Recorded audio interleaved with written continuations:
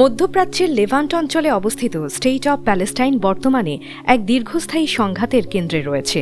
West bank ও গাজা উপত্যকা নিয়ে গঠিত এই ভূখণ্ড বহু দশক ধরে রাজনৈতিক বিরোধ, দখল, নিরাপত্তা, উত্তেজনা ও যুদ্ধের অভিজ্ঞতার মধ্য দিয়ে যাচ্ছে।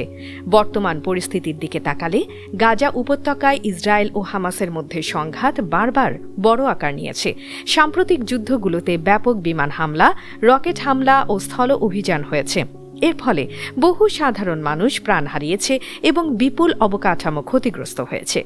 হাসপাতাল, স্কুল, বাসাবাড়ি এবং বিদ্যুৎ কেন্দ্রও ক্ষতির মুখে পড়েছে। ওয়েস্ট ব্যাংকেও উত্তেজনা বৃদ্ধি পেয়েছে। সেখানে নিরাপত্তা অভিযান, গ্রেপ্তার এবং সহিংসতার ঘটনা ঘটছে।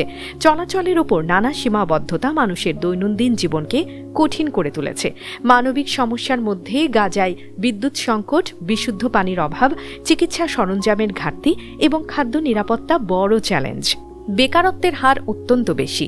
বহু পরিবার বাস্তুচ্যুত হয়েছে। আন্তর্জাতিক সহায়তা সংস্থাগুলো মানবিক সহায়তা দিলেও প্রয়োজনের তুলনায় তা সীমিত। রাজনৈতিকভাবে ফিলিস্তিনি নেতৃত্বের ভেতরেও বিভাজন রয়েছে।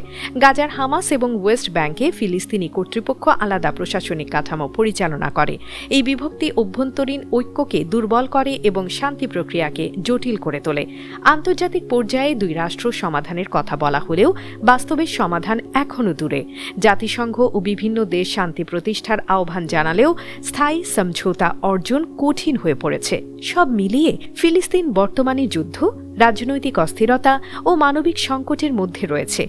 এই বাস্তবতা শুধু একটি আঞ্চলিক সমস্যা নয়, বরং আন্তর্জাতিক রাজনীতির একটি গুরুত্বপূর্ণ ও সংবেদনশীল বিষয়।